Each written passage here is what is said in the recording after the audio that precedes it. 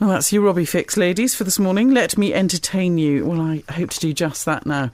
Visually, I hasten to add, it's 11 minutes past 10, and I need to ask you another question now. What do you get when you bring together 20 Channel Island photographers and more than 200 unique images with more than 20 different photographic styles and techniques?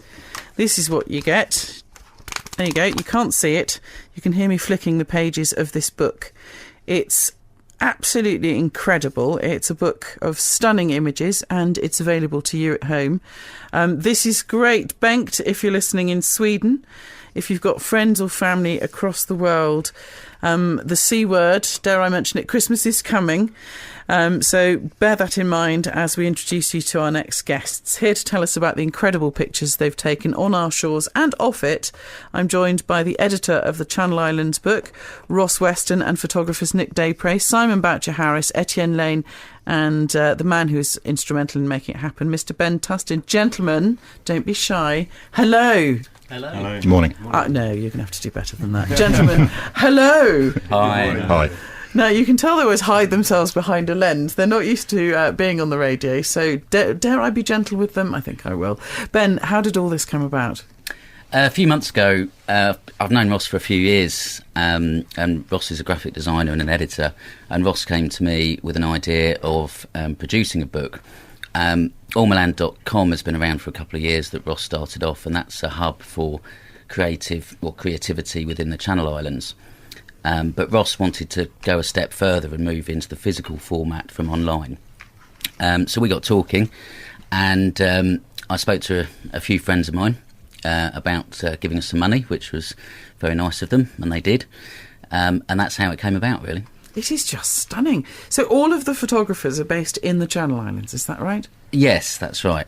So it's not necessarily pictures of the Channel Islands, although there are quite a lot in there, but it's different styles as well. So we wanted to really show off the work of people and their talents that live here and have a connection to the islands. I was going to say, flicking through, and I haven't seen the book before today, it really is a showcase of the incredible talent here in the island. Nick, you've been on the programme before, so you can start us off. You're not terribly shy, are you? Why did you agree to appearing in this book? Well, it's great whenever there's something to showcase your work, so I was more than happy to contribute to it, and Ross sort of tapped me up about a year or so ago where I contributed to his Ormerland website, and he specifically asked for some landscapes mainly based on the Channel Islands from what I had shown him before as well. So yeah, I was quite happy to be asked to contribute. And what photographs have you put in here? Where can I find your bit? Somewhere near the middle of the book, I think. Is it all in alphabetical order? Yeah, it's alphabetical. Oh, heck, that's going to challenge a blonde, isn't it? You find it for me. There we go. I'll have a look at yours, because I need to describe them for people who haven't seen the book yet. Yeah, mine are from Sark, Guernsey, and even there's a couple from Alderney as well. Let's have a look at those. Thank you very much indeed. Where can we get hold of a copy of this book? Well, it's currently available online, and it will be distributed to various bookstores and retail outlets across the Channel Islands from this week. And you're a graphic designer? Yes. Yeah, by trade. Where did you study? Well, self-taught really, through agencies, and worked myself up. Gosh, because I love graphic design. I think it's fascinating to look back at the history of it. And, yeah, it's great fun. So do you use photography in your work a lot, or do you use both? What I'm trying to say is, are you a photographer at work and at home as a hobby, or do you consider yourself to be a professional photographer as well as a graphic designer? No. Actually, photography I don't really dabble in myself. I absolutely love it. And it's one of the reasons why I started Ormerland, to showcase photography, showcase artistic talents across the Channel Islands. But no, I'm not a photographer myself. So purely graphic design. Have you put any photographs in this book? Of myself? Or my own work? Your own work? No, not at all. So you've literally put it together and... Yeah, put the book together. It's purely photographers from across the Channel. Because I suppose as a graphic designer, you're more able than most to appreciate the power of a photograph. I like to think so. I'm thinking of those arena posters and things that we all put up on our walls in the 80s. Yes. You're probably too young to remember that, I don't know, give or take. Now, you are Simon Boucher-Harris. Could you find me your photographs there, please? Have a look. How would you describe your photographic style? I guess evolving constantly. There's always new things to shoot, new inspiration. But predominantly I'm a portrait and fashion photographer. And you work from Guernsey? Yes, that's right. Yeah. Dare I ask if there aren't any Jersey people in the There aren't. It's okay. You did the right thing. Thank you very much. So this is where do you have your own studio here, Simon? I do, yeah, but I do a lot of my stuff on location, or away in the UK or in Jersey. Is that beautiful? Do you have a girlfriend? I'm married. You're married. How does your wife cope when you go off and photograph beautiful women? Next question. Okay, moving swiftly on. You have to be very tactful about it. Absolutely. They are stunning girls, aren't they? Where do you find the models from? A few of them are through Gallery magazine, because I shoot the cover and fashion for them each month. Oh, you're the talented bloke that does all that. Oh, thank you very much. Because they do look like they've been shot professionally off island, in the old sense of the expression. Hugely professional photo fashion shoots in particular. Oh, thank you very much. No, you're welcome. Really appreciate your work. So that's Gallery magazine, is it? Yeah, that's right. Yeah, and so you don't go through agencies or? No, with Gallery we tend to we always use local models, and it's nice because a lot of the girls don't really get an outlet to do it regularly. Or so they're very new. Do you approach women in bars and say, hello, love, do you want to come up to my studio? Absolutely not. We have a stylist that does all that for us. Okay, so it's all professional. Yeah, done. absolutely. I'm being naughty now. I know you are. Étienné Lainé, could you find your beautiful, beautiful photographs? Thank you. Could you find your work for us, please? They've actually, going back to yours, Simon, while Étienne finds his, they're very reminiscent of the old days of the face when it first came out. Is that a compliment? Yeah, I think it is. It's everybody's got a different style, and it's something that's like I say, you're always working at and always trying to refine and change. And who are your main photographic influences then? Oh God, there's too many great people out there at the moment. Name to be two honest of with them. Kesler Tran and probably John Free. John Free. So Étienné Lainé, your photographs are in this section of they're gorgeous, and a few people that you'd recognise. There's Simon Tustin from the Catel La, and they are absolutely beautiful. Oh, thank you. Could you describe your style for us, please? I'll just turn your microphone up a little bit. I think they're portraits, but more down the editorial sort of route, really, which again is through photographing for the magazines over the last few years. Do you know what? They really give a sense of, in some cases, of the Guernsey smell. Does that make sense?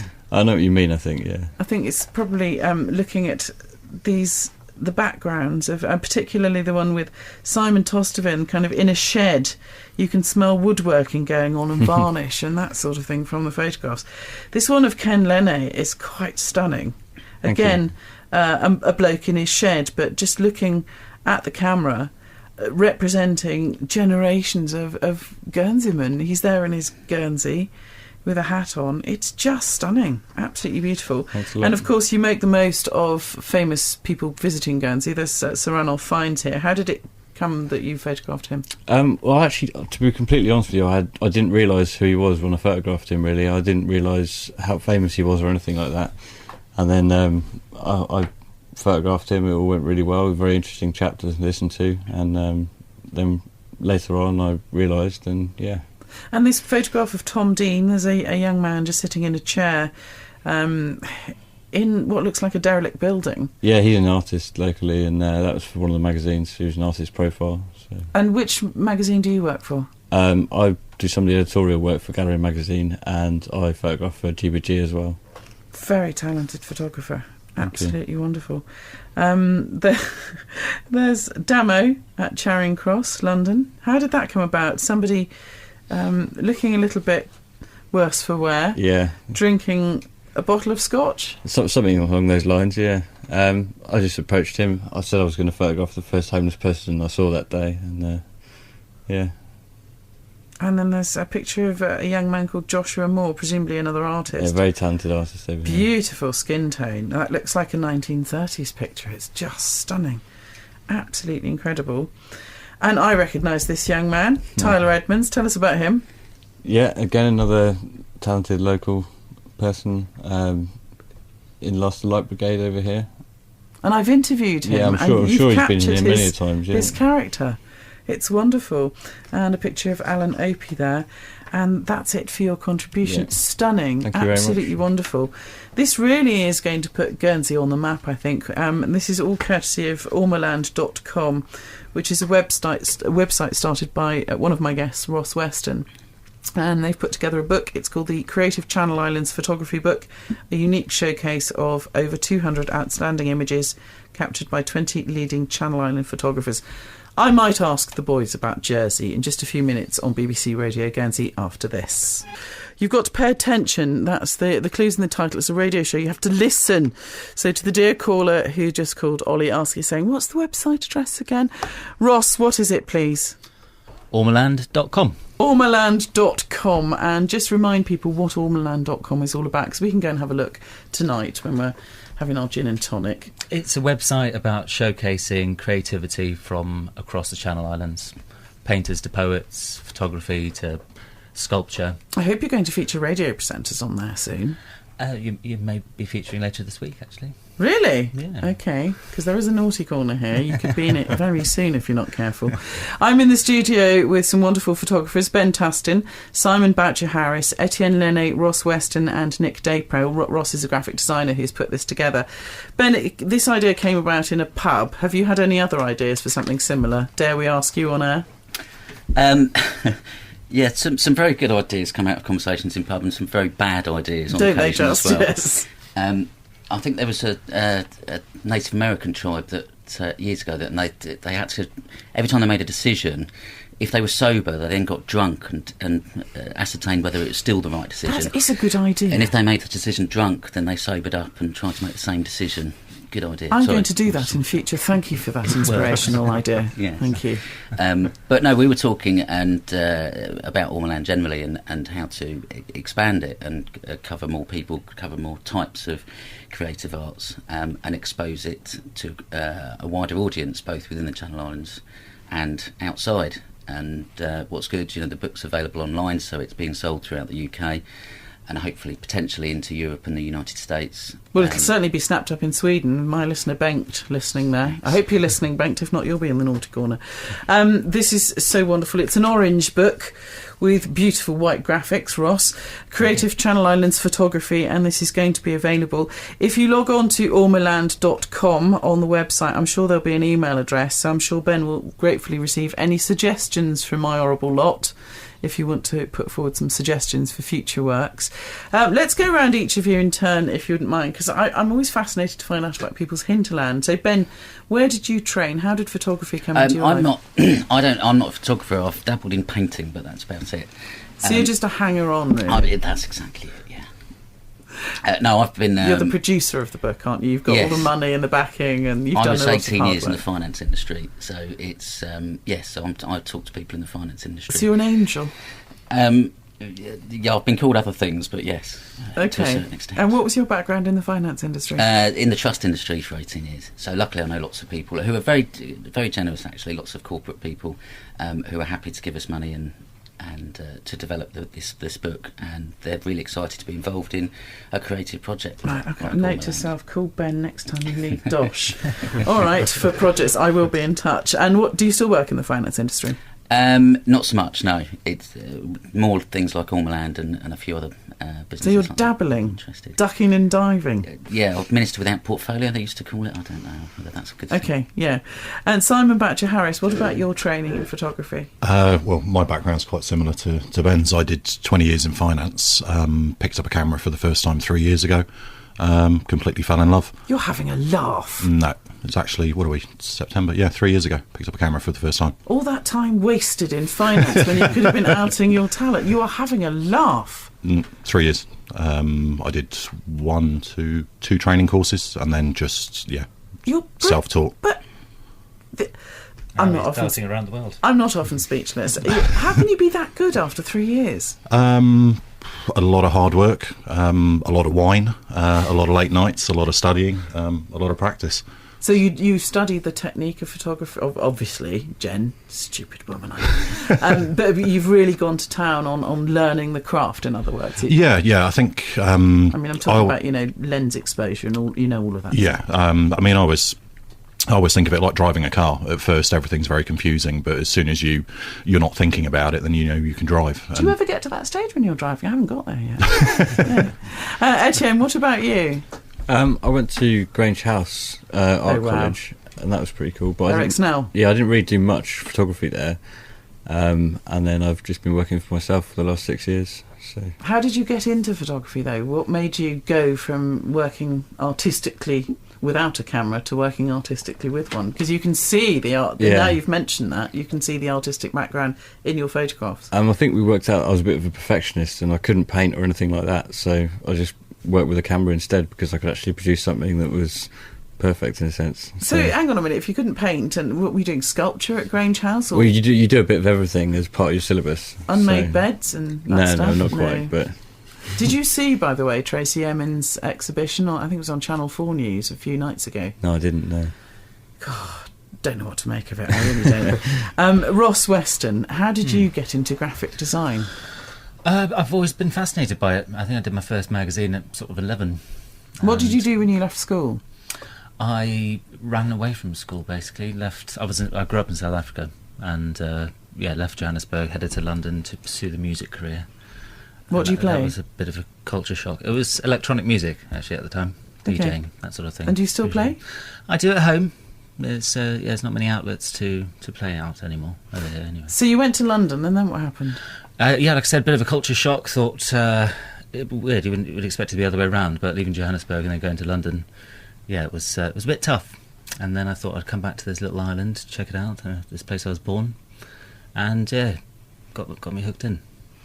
Wow, okay.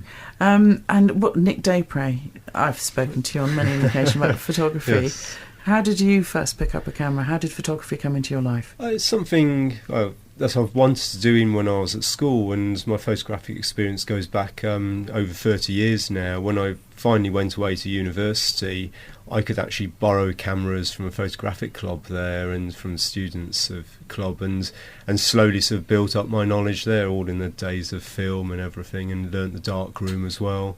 And so it gradually built up from there, and within 10 years I was a fellow of the Royal Photographic Society, and soon after that even sitting on one of their distinctions panels, which I still do now. Wow. So have you all enjoyed the Guernsey Photography Festival? Yeah, it's been good. Don't hold back, gentlemen. Have you all seen it? Yeah. Yeah? And is it intimidating to go and look at the work of some of the great photographers? We'll turn to you, Simon. What do you reckon? I don't know. It's not my style of work, so it's not. Well, that's each to his own. Explain why not. It tends to be more journalistic photography. Reportage. Yeah, and that's not something that really resonates with me. I much prefer the style that I shoot, as I'm sure everybody else appreciates their own style and their own influences. It's not something that has an influence on my work, so it's not something. It's interesting to look at and it's fascinating, but it's not something that really inspires my work. So you're not into dodging Scud missiles just for a decent shot, that sort of thing? Not just yet. You never know. Because I had Abbas was sitting in that very chair, and his life story was absolutely incredible. I could hardly believe my ears, but it does take a certain type of character to be able to do that. And I think I told that story then, but my friend Gavin Smith, does anyone know Gavin Smith here? He's the son of Colin Smith, who's the war correspondent for The Observer, and Gavin grew up in Guernsey, and he won Kodak Young Photographer of the Year award with a shot that I looked at. It was a dead body by the side of the road and a bicycle.